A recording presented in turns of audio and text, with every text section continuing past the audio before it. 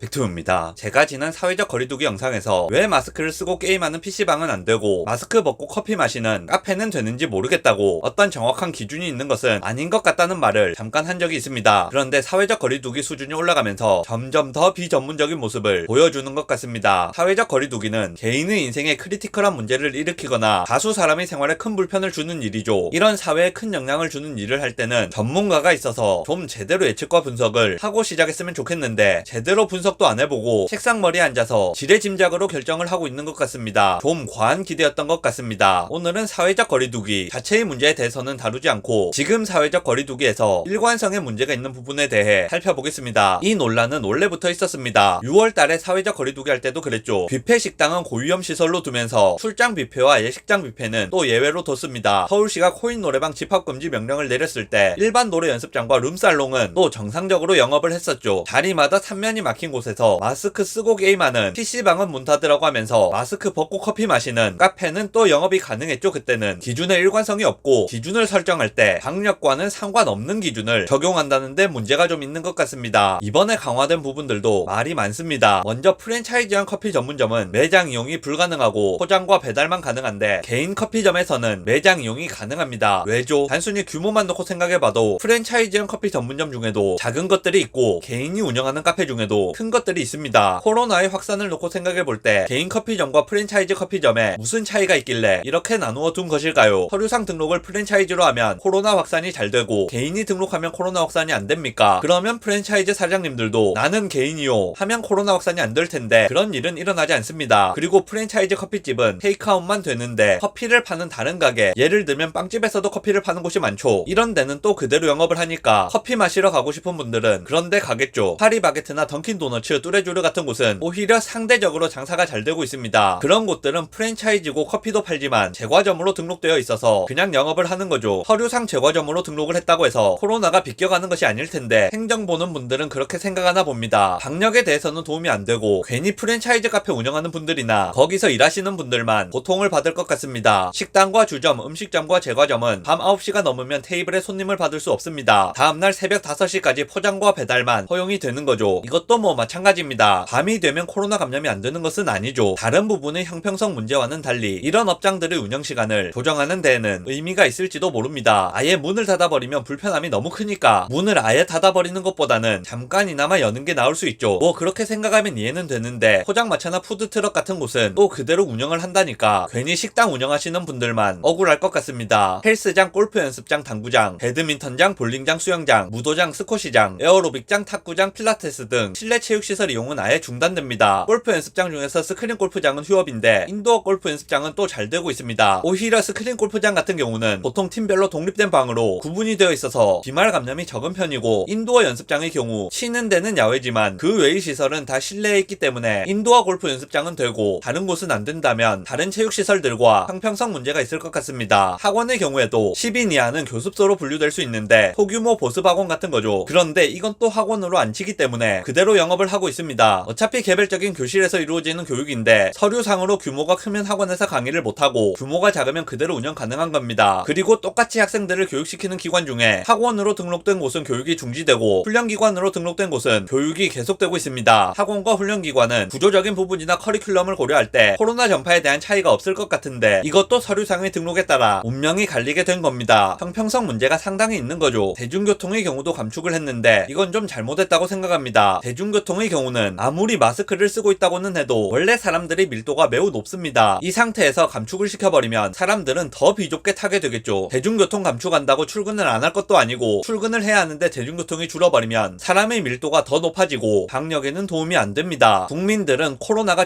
장기화되면서 상당한 피로감을 느끼고 있고 그걸 정면에서 막고 있는 개인들은 큰 희생을 치르고 있는데 막상 대책을 내놓는 사람들은 책상 앞에 앉아서 깊이 생각도 안 하고 대충 만드는 것 같습니다. 개인의 자유를 심각하게 제한하면서까지 시행을 하는 일이라면 처음부터 제대로 했으면 좋겠는데 별 생각 없이 하는 것 같아서 기분이 별로 안 좋습니다. 영상 요약하겠습니다. 지금 진행 중인 사회적 거리두기는 과학적이나 의학적인 근거도 부족하고 형평성도 일관되지 않다고 생각합니다.